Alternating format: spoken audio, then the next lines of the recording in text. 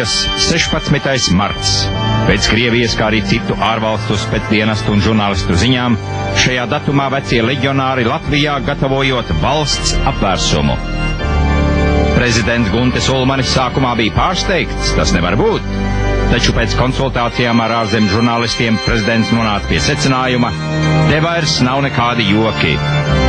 Reportieris Samiļāpovs no drošiem avotiem zināja mūsu valsts prezidentam stāstīt, ka pustrako večuku rokās esot paštaisīta atombumba un viena veca lidmašīna. Lai novērstu globālas katastrofas un asins izliešanas draudus, jāsāk izstrādāt strateģisks rīcības plāns. Tāpēc tika sasaukta Nacionālās drošības padomes slepenā sēde. Padome pieņēma steidzamu slepenu valsts drošības strateģisko mēru projektu. Lai izvairītos no milzu postījumiem un ievidzinātu veco leģionāru modrību, Saeima 16. martu pasludināja par valsts svētku dienu. Tajā pašā laikā viņa ekscelence valsts prezidents un bruņoto spēku virspavēlnieks Guntis Ulmanis ar speciālu lidmašīnu pārcelsies uz emigrāciju Grieķijā. Kopā ar viņu trimdā dosies arī aizsardzības ministrs Girts Kristovskis. Līdz ar Latvijas iestāšanos NATO viņš vadīs Tēvzemes atbrīvošanās cīņas no Krētas salas.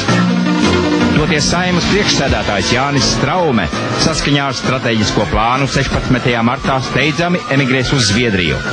Aiz jūras trimdā Straumes kungs vadīs Latviešu bēgļu komiteju. Svarīgi ir panākt, lai Zviedru valdība Latvijas bēgļus neizdod atpakaļ veco leģionāru rokās.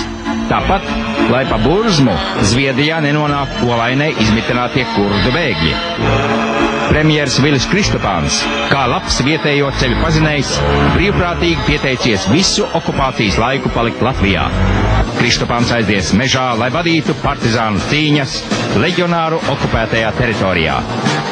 Toties Rīgas domei uzdots veikt saulaicīgas diversijas akcijas uz Rīgas pilsētas un tās tuvākās apkārtnes ceļiem, lai traucētu bijušo leģionāru kolonnu mierīgu un masveidīgu ienākšanu mūsu valsts galvaspilsētā Rīgā 1999. gada 16. martā. Smagas dienas sagaida mūsu dzimteni. Taču, ja mēs pārdzīvojām 50 padomju okupācijas gadus, tad agri vai vēlu tiksim galā arī ar 16. marta apvērsuma sakām.